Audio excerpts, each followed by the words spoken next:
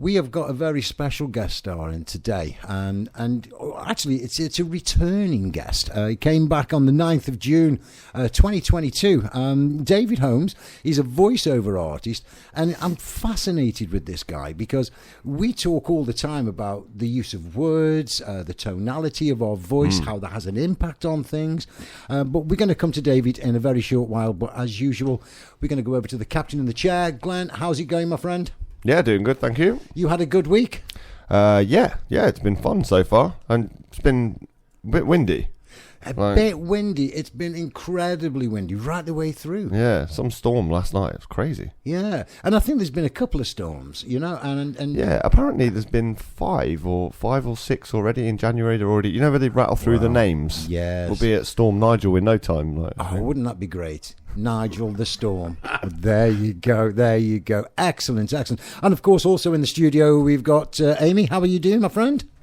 Oh, yeah, I'm good, thank you. Thanks for asking. Good. You had a good week? I had a great week, yeah. Fantastic. Thanks for checking in. Excellent. And for all of our listeners, Amy's the person that does all of the video and all of the sort of promotional stuff that you see there on Instagram. Last week was a phenomenal one and had some great music to it as well, so thanks for that. David Holmes, welcome to the Reality Check once again. It's so lovely to be back, though, isn't it? And you guys, it's like I never went away. Oh, great. That's what we like to hear. So you came to us, like I say, back in June 2022, and give us for all of our new listeners, because then we were going out on a Thursday lunchtime, and now we're going out on a Wednesday evening. So there's going to be lots of our listeners. Prime time. Yes. And, there'll be lots of our listeners that may not know you, may not know what you do. So just introduce yourself. Well, I'm David, and I'm a voice artist, and I say things for money. And what a job that is. That's pretty much it. Do you know what? It's so difficult to explain the how it's not just speaking out loud, reading out loud. It's very, very tricky to explain what goes into it, particularly these days because everything is the internet based. The world is very small and everything. So, but then you have to be master of all trades in that area. So there's a lot of technical stuff, there's a lot of physical stuff, there's a lot the editing and mastering and all these bits and pieces. But I record my voice and sometimes other people's voices for money, often not enough. And and it so for things like radio ads, things like e-learning courses or corporate videos or award shows that that maybe some corporation is doing a Christmas do and then they have their annual awards at that time, so we'll pre-record their awards and their nominations and everything else, so that everything's done except for the envelope open bit that they do live. I'm a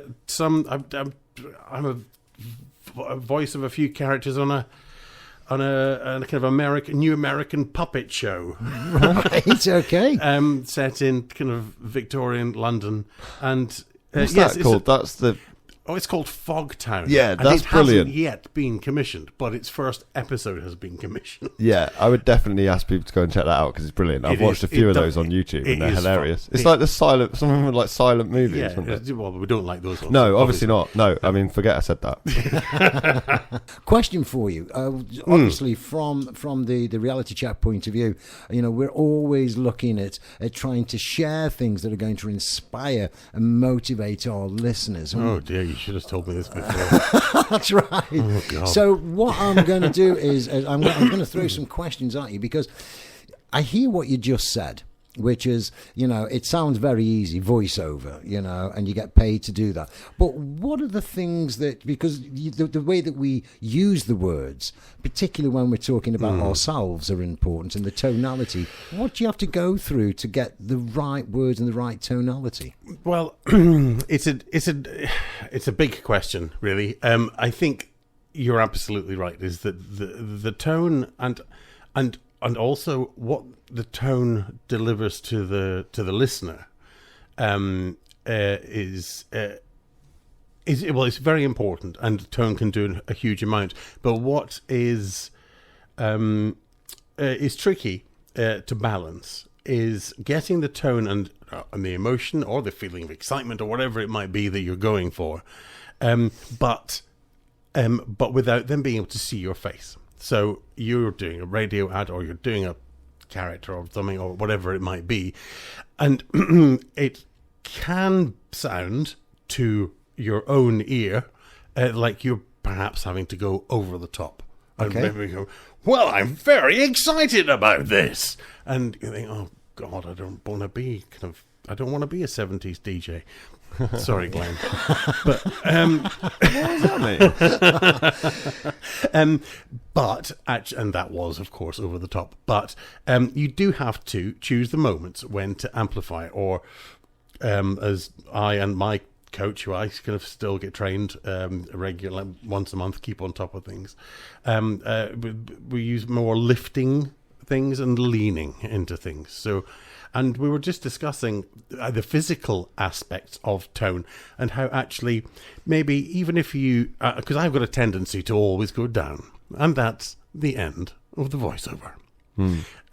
But it can make people think you're a grumpy bugger, and it can make people can tune out early. Right. So I mean, even if it's fractionally early, and so we're trying to find ways to combat that, and sometimes just I know it sounds really naff, but just giving an occasional shrug, really just adjusts your tone very slightly, or moving your elbow. It adjusts your tone very, very slightly.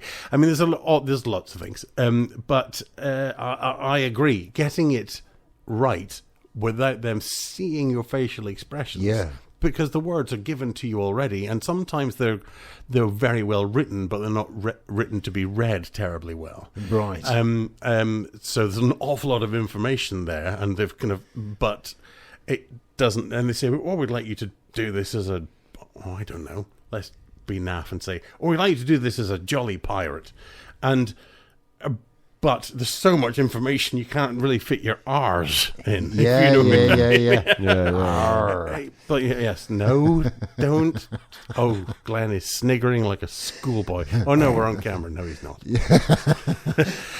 But yes, sorry. So I've rabbited on there, but it's incredibly important, and it's important to hit it just right, depending on the medium for which you're recording. I'm out every morning with Sage, irrespective of whatever the weather is doing. And I capture those moments that make me go, oh, wow.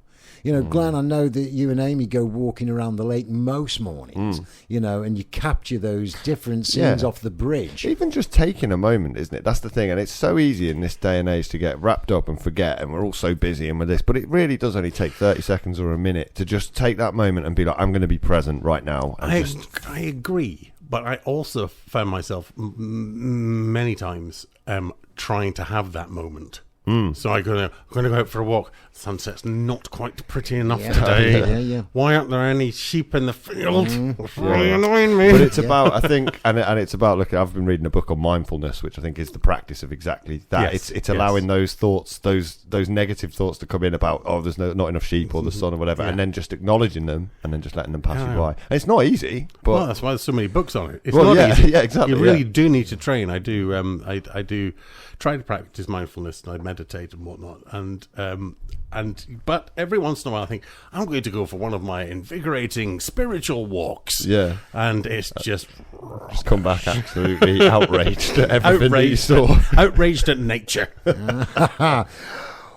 What do you do because that is so many of our listeners, exactly the same as me, and I get to the point of, like, particularly when I wake up in the morning at like 4 o'clock or 20 past 4, and I'm awake then until whatever, I'm thinking, right, I need to go and take Sage out. I can take her out, and it's one of those moments where it's like, Come on. Yeah. Now, what Sage do you is do? Nigel's dog for those Oh, right. newer listeners. I had- We can't I had just made- assume that everyone knows who Sage is. I didn't know, but I did assume that Yeah, it was. I but, mean, he's you not know, sorry. taking a small bag of herbs around with him. Or maybe he is. Actually, it's For context. yeah. Just for context, Sage is. I have a German Shepherd who Yes, is the I most, think I've seen Sage. Yeah, she's beautiful.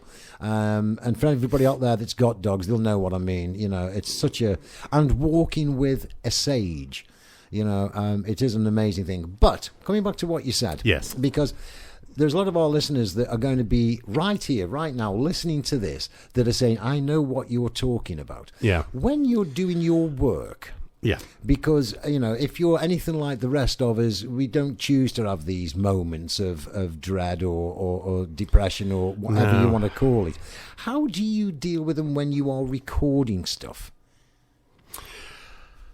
Right. Well, I don't know. I think the thing is, I tend to find that they don't happen nearly as often when I am busy and active.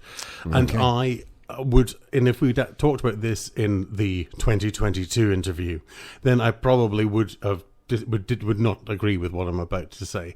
But I mean, it's well known that exercise and endorphins and everything help mental health and whatnot. But also, I think sometimes there's rest, there's relaxation, there's taking a fresh look at things. But sometimes the time is an enemy. Free time can be an enemy. Absolutely. Because a little knowledge of our minds, which all of the vast majority of us on the planet have, a little knowledge of our minds is a dangerous thing. Yeah. And when you think you understand something, but actually you don't fully understand. And basically, I don't know why I would have disagreed with this 2 years ago, but we are one. We are. We're not body and mind, and we're all kind of over that the fitness is not just physical, and that the two things are so inextricably linked that it would have been madness for me 2 years ago to argue the fact that sitting around resting made things last longer, because I had, to my mind, an illness, a kind of medicated, diagnosed illness, and that's what you had. What I wasn't open to was the effect that we can have on illness. In my head, it was like having the measles. You've got to wait till it's finished. Yeah. And it's not necessarily like that. And people say people with positive attitudes kind of recover from cancer more quickly, or whatever it might be. But the physicality is so basically, in a very long-winded way, what I'm saying is that when I'm actively busy and possibly have too much to think about, I'm far less likely to have those moments. Okay. Yeah, I can absolutely relate to that. Yeah, and I think 100%. I think you're spot on with that, and I think it is that gentle reminder that you know, exercise. This is us. I am that I am, you know, and that is physically, emotionally, you know, and of course one has the impact on the other.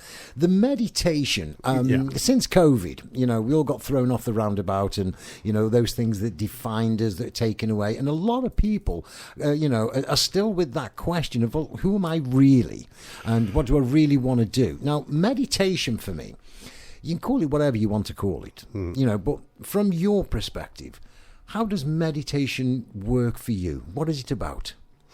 Meditation came about, I mean, you talk about COVID, and when COVID came along, I had already thrown myself off the roundabout, as it were, a few years previously, and I was just in the burgeoning stages of getting back on. And so I don't feel it as strongly as other people, but meditation started for me in the middle of that kind of, or let's just call it a patch of a few years. And I happen to live nearby a meditation centre in Northamptonshire,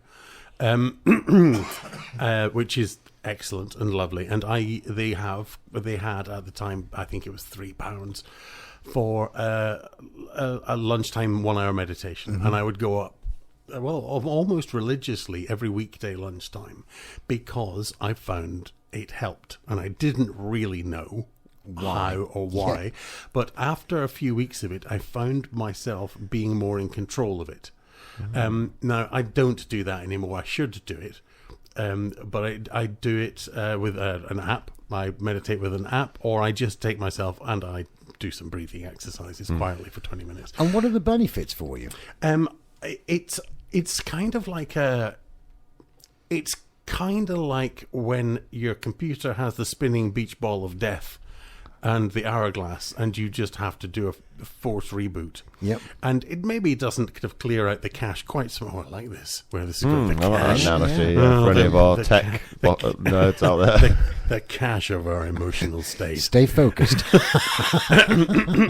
It doesn't maybe clear it out as good as a proper good hard reset does, but it certainly and I don't like using the word grounds you. I don't like saying grounds because it just sounds rubbish, but it does. It regrounds you. It recenters you. It's like when you kind of scroll on the sat nav and you can say, oh, it's not that far away, and you press recenter and it gets you back on your car again. Yeah. And that's what it feels like to me, on certain days, particularly. Because I think that the more people I am talking to, and I talk to people every single day about them going through something. Yeah.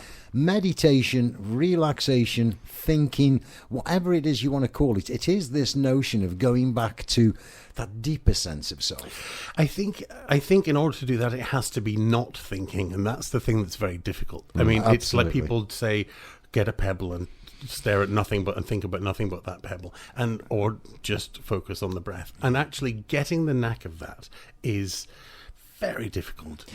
I think it was very helpful. Yeah. I think what Glenn was talking just a short while ago about, he's reading a lot on sort of wellness, etc., and it is becoming your own observer.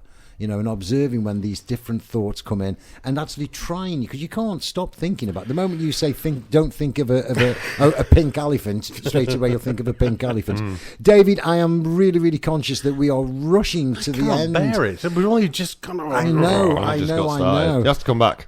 You'll definitely have to come back, but maybe not in 2 years. Maybe a bit sooner. A bit sooner next time, please. Yeah. But I'd like to say thank you so much for coming back into the studio. It's been a pleasure. It's been a pleasure, and it's really interesting talking to you two. Where can people get in touch with you? Because there's going to be lots of people out there that are thinking, I would like to do what you're doing. In fact, there's also people out there that I need that voice on my video. Where can they get in touch? You need that voice on your video. Subliminal habit. Holmes voice. It's Holmes, like Sherlock. Yep. Holmesvoice.co.uk. Okay. You can find me there. Brilliant. But thank you very much for having me. You're very, very welcome. Guys, I hope you've enjoyed today. Take it steady this week, and we'll see you next week.